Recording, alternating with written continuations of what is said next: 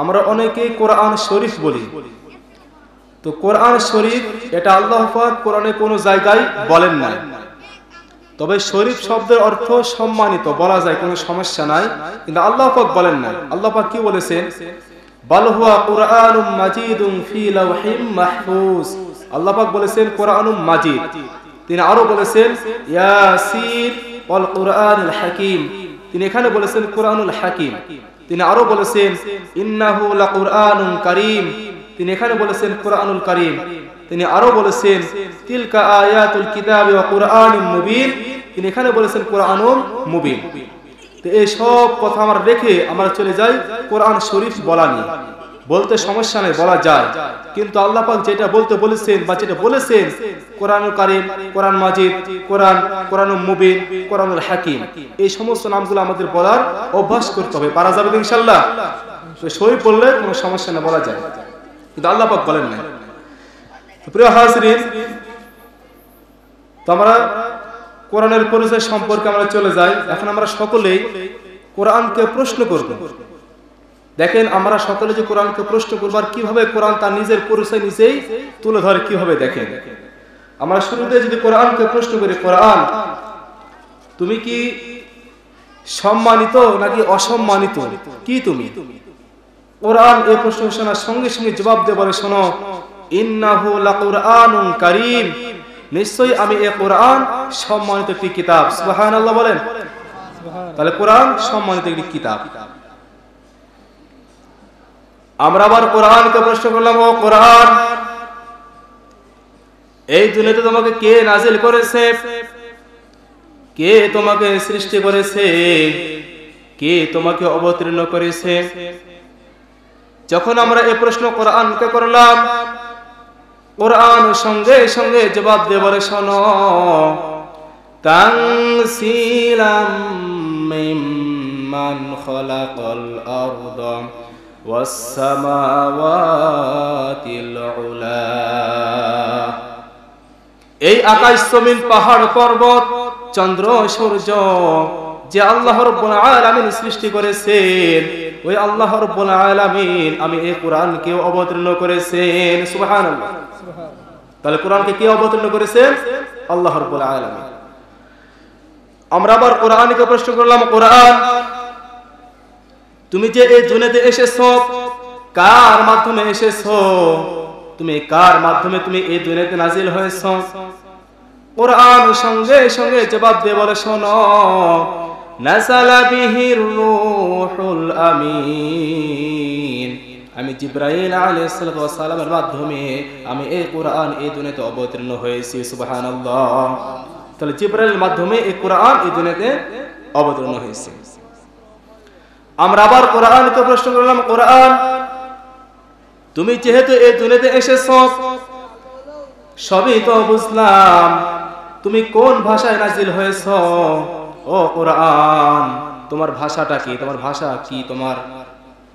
যখন আমরা এই প্রশ্ন কোরআনকে করলাম, কোরআন সঙ্গে সঙ্গে জবাব দিয়ে বলে, শোনো, বিলিসানিন আরাবিয়্যিম মুবিন, আমি কোরআন আল্লাহ রাব্বুল আলামিন নাজিল করেছেন আর আরবি ভাষায় আমাকে নাজিল করেছে। সুবহানাল্লাহ। তাহলে কোরআনের ভাষা আরবি ভাষা। আমার কথা বলে কি বুঝতে পারছেন? যেহেতু আমি কোরআন টু কোরআন মানে কোরআনের পরিচয় আপনাদের সামনে তুলে ধরছি, একটু বুঝেন, অ্যাক্টিভ হন, তাহলে বুঝতে পারবেন। দেখেন কোরআন তা নিজে নিজে তার স্বভাব তুলে ধরছে। আমরা আবার কোরআনকে প্রশ্ন করলাম, কোরআন তুমি যে এই দুনিয়াতে এসেছো, তুমি কি আস্তে আস্তে ধীরে ধীরে নাজিল হয়েছো নাকি খুব জোরে জোরে নাজিল হয়েছে? কিভাবে নাজিল হয়েছে? আমরা যখন এই প্রশ্ন কোরআনকে করলাম, কোরআন সঙ্গে সঙ্গে জবাব দিয়ে বলে, শোনো, লিনুসাব্বিতা বিহি ফুআদাকা ওয়া রাত্তালনাহু তারতিলা, আমি এই কোরআন এই দুনিয়াতে এসেছি ধীরে ধীরে আস্তে আস্তে আমি ক্রমধারা অনুযায়ী নাজিল হয়েছি। সুবহানাল্লাহ। আস্তে আস্তে ধীরে ধীরে আমি কোরআন এই দুনিয়াতে এসেছি। আমরা আবার বললাম, ও কোরআন তুমি কি কোনো রাসূলের বাণী? কোরআন সঙ্গে সঙ্গে বলে দিল, ইন্নাহু লাকাউলু রাসূলিন কারীম, নিশ্চয়ই আমি একজন রাসূলের বাণী। সুবহানাল্লাহ। আমরা আবার কোরআনকে প্রশ্ন করলাম, কোরআন তোমাকে কে ব্যাখ্যা করেছে? তোমাকে কে ব্যাখ্যা করেছে? কোরআনের সঙ্গে সঙ্গে জবাব দিয়ে বলে, শোনো, সুম্মা ইন্না আলাইনা বায়ানাহ, আমি এই কোরআনকে আল্লাহ রাব্বুল আলামিন নিজেই ব্যাখ্যা করেছেন। সুবহানাল্লাহ। আমরা আবার কোরআনকে বললাম, কোরআন তোমাকে মানা ফরজ নাকি নফল, কোনটা? কোরআন সঙ্গে সঙ্গে জবাব দিয়ে বলে, শোনো, ইন্নাল্লাযী ফারাদা আলাইকাল কুরআনা লারাদ্দুকা ইলা মাআদ ইলা আখিরি আয়া, নিশ্চয়ই আমি এই কোরআনকে মানা তোমাদের জন্য অবশ্যই ফরজ করে দিয়েছি। সুবহানাল্লাহ। তাহলে কোরআনকে মানা কি? ফরজ। অবশ্যই কোরআনকে মানা লাগবে, মানতেই হবে। আমরা আবার কোরআনকে প্রশ্ন করলাম, কোরআন তুমি যে এই দুনিয়াতে এসেছো সবই তো বুঝলাম, তবে এই দুনিয়াতে আসার পূর্বে তোমার ঠিকানা কোথায়, তোমার বাসা কোথায়? যখন আমরা এই প্রশ্ন কোরআনকে করলাম, কোরআন সঙ্গে সঙ্গে জবাব দিয়ে বলে, শোনো, বাল হুয়া কুরআনুম মাজিদুন ফি লাওহিম মাহফুজ। বস্তুত এরা সম্মানিত কোরআন, আমি সংরক্ষিত ফলকে লিপিবদ্ধ ছিলাম, আমি ছিলাম লাওহে মাহফুজে, আমার ভাষা হচ্ছে লাওহে মাহফুজে। তাহলে কোরআনের ভাষা কোথায়? একটু বলেন না, কোরআনের ভাষা কোথায়? লাওহে মাহফুজে।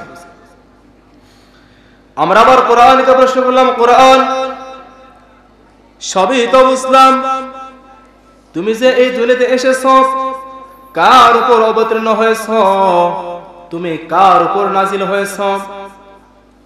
যখন আমার কোরআনকে এই প্রশ্ন করলাম, কোরআন সঙ্গে সঙ্গে জবাব দিয়ে বলে, শোনো, ওয়া আমানু বিমা নুসিলা আলা মুহাম্মাদ ওয়া হুয়াল হাক্কু মির রাব্বিহিম, ঈমান আনো সেই জিনিসের প্রতি যেটা আমি মুহাম্মাদের উপর অবতীর্ণ করেছি।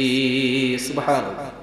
তাহলে কোরআন মুহাম্মদ সাল্লাল্লাহু আলাইহি ওয়াসাল্লামের উপর অবতীর্ণ হয়েছে। আমরা আবার কোরআনকে প্রশ্ন করলাম, কোরআন সবই তো বুঝলাম, তুমি যেহেতু এই দুনিয়াতে এসেছো, কোন মাসে এসেছো, তুমি কোন মাসে তুমি এই দুনিয়াতে অবতীর্ণ হয়েছো, বলো মাসটার নাম কি? কোরআন সঙ্গে সঙ্গে জবাব দিয়ে বলে, শোনো, শাহরু রমাদানাল্লাযী উনজিলা ফীহিল কুরআন, আমি পবিত্র মাহে রমাদান মাসে, রমজান মাসে আমি কোরআন এই দুনিয়াতে অবতীর্ণ হয়েছি। সুবহানাল্লাহ।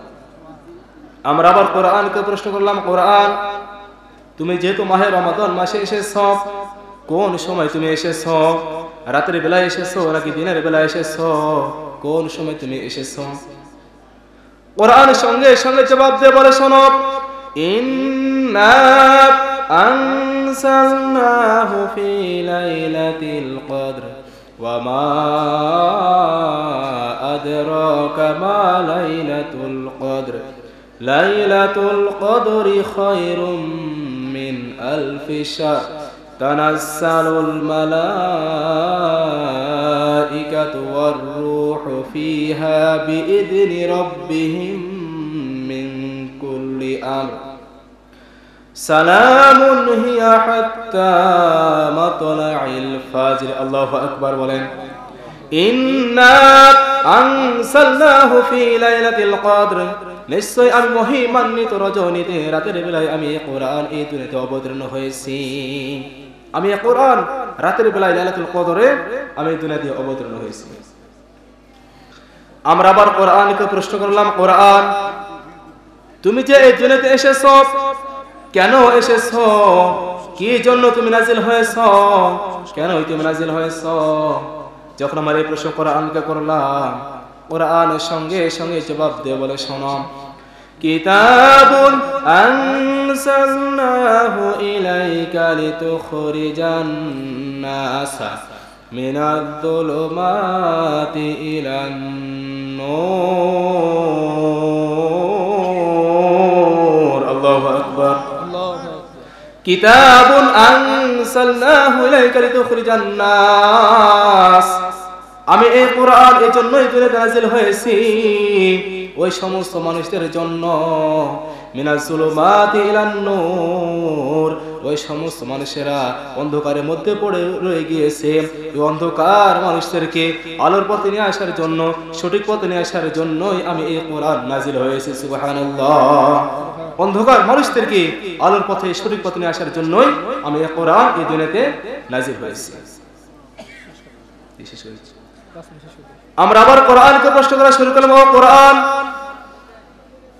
আমরা যদি আলোর পথে আসি, আমরা যদি সঠিক পথে আসি, কি ফায়দা, আমাদের কি লাভ হবে, আমাদের কি উপকার, আমাদের কি লাভ হবে বলো।